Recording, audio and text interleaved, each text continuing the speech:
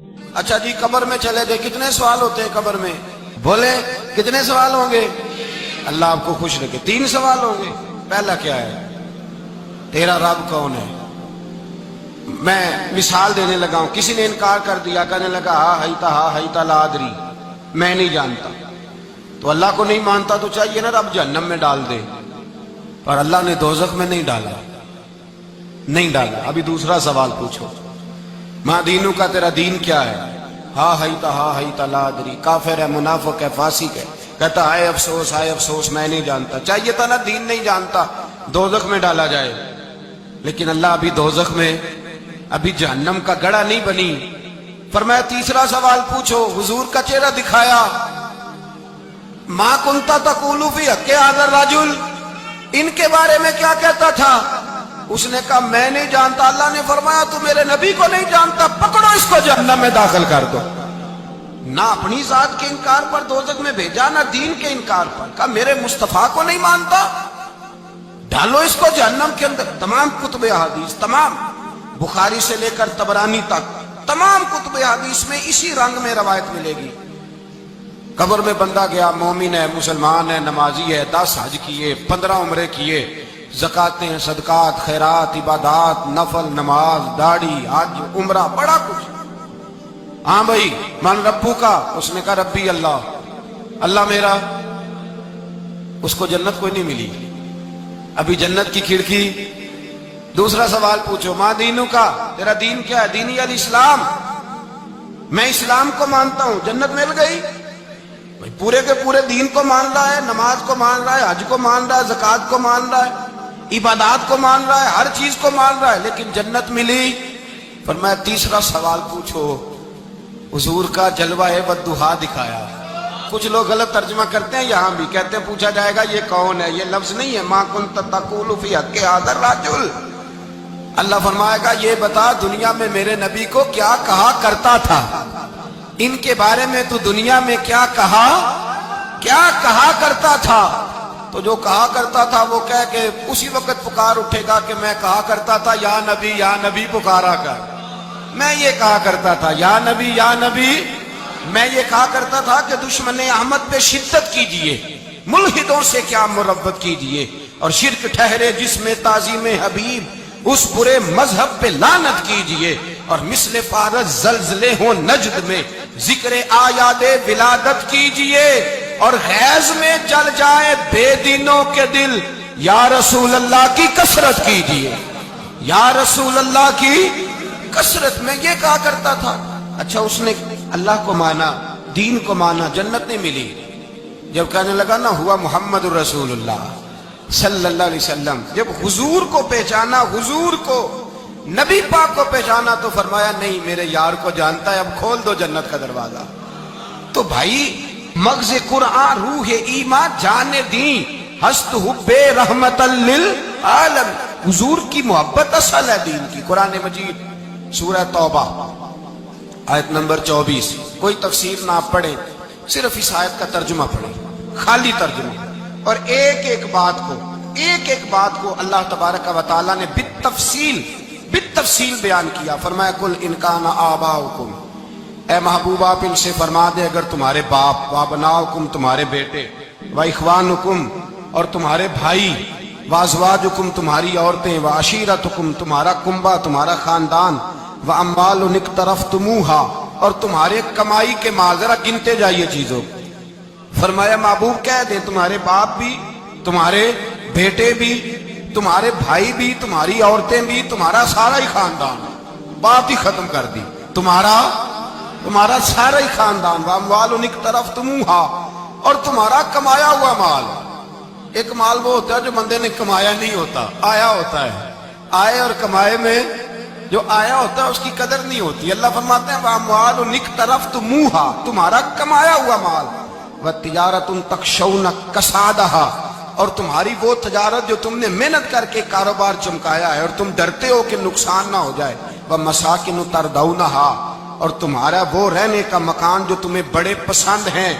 یہ ساری چیزیں گنوا کے کہا احب الیکم من اللہ ورسولہ، اگر یہ چیزیں تمہیں خدا سے زیادہ پیاری ہوں اور خدا کے رسول سے زیادہ پیاری ہوں و جہاد فی سبیلہ، اور ان کے رستے میں جہاد سے زیادہ پیاری ہو، پھر کیا کرو؟ فتربصوا، انتظار کرو، حتی یاتی اللہ بامری، یہاں تک کہ اللہ تم پر اپنا عذاب لے آئے گا۔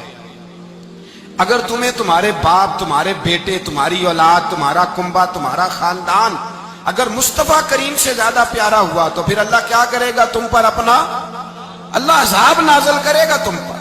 اگر یہ چیزیں تمہیں خود رسول پاک نے بیان کیا، اور لفظ انداز دیکھیے حدیث پاک کا، لا یؤمن احدکم حتی اکون احب الیہ من والدہ وولدہ، تم میں سے کوئی اس وقت تک مومن ہی نہیں ہو سکتا جب تک میں اسے اس کے ماں باپ اور اس کی اولاد والناس اجمعین، اور بات ہی ختم کر دی، فرمایا جب تک سب لوگوں سے بڑھ کر مجھ سے پیار نہ کرے اتنی دیر تک مومن ہو سکتا۔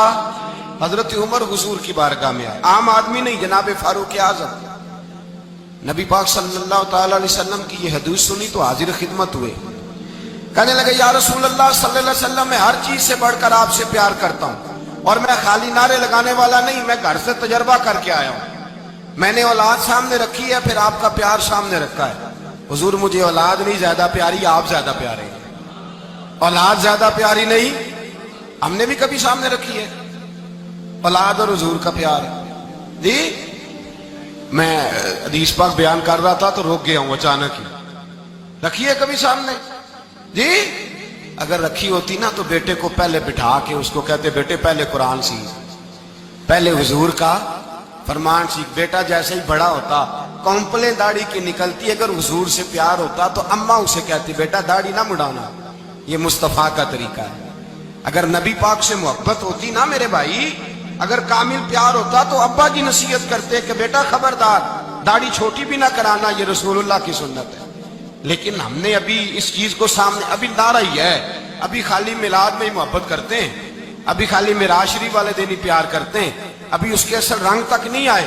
سنیے اور غور کیجیے، حضرت عمر عرض کرنے لگے یا رسول اللہ صلی اللہ علیہ وسلم، میں نے اولاد سامنے بٹھائی ہے، پھر آپ کا چہرہ سامنے لایا ہوں، حضور مجھے اولاد نہیں پیاری، آپ ہی زیادہ پیارے۔